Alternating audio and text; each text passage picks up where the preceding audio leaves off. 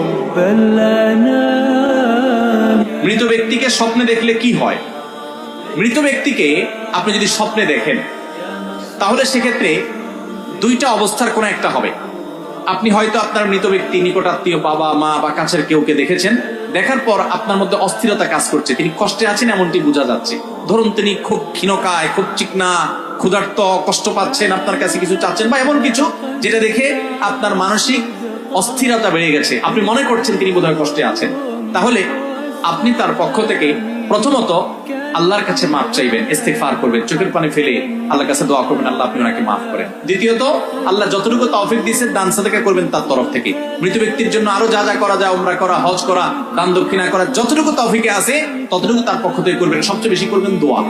আর যদি তাকে স্বপ্নে দেখার পর আপনার মধ্যে এরকম কোনো ফিলিংস না হয়, বরং মনে হচ্ছে না তিনি ভালো আছেন, হাসি খুশি এরকম কিছু, তাহলে আল্লাহর কাছে শুকর আদায় করবেন, সুধারণা করবেন হয়তো তিনি ভালো আছেন। কিন্তু খবরদার, আপনার স্বপ্ন কখনো ইসলামের দলিল না। আপনি স্বপ্নে কাউকে দেখলেন যে হ্যাঁ সে এরকম কোন পরিস্থিতি আছে, বোধহয় সে আযাবের মধ্যে আছে, এটা দিয়ে আপনি ফতোয়া দিয়ে দিলেন যে লোকটা জাহান্নামে আছে, এরকম করার কোনো সুযোগ। কারণ আলামুল গায়বের বিষয় একমাত্র আল্লাহ ভালো জানেন, আমরা ধারণা করতে পারি মাত্র। আপনার ধারণা কোনো কিছুকে প্রমাণ করবে না, বিধায় এ বিষয়ে সাবধান থাকতে হবে। তবে হ্যাঁ, মুর্দার জন্য আপনাদের সবসময় দোয়া করা উচিত। এ ধরনের পরিস্থিতি হলে তাদেরকে বেশি দেখলে আরো বেশি দোয়া বাড়াবো এবং তাদের জন্য আমরা আল্লাহর কাছে মাগফিরাত চাইবো, দান সাদাকা করব।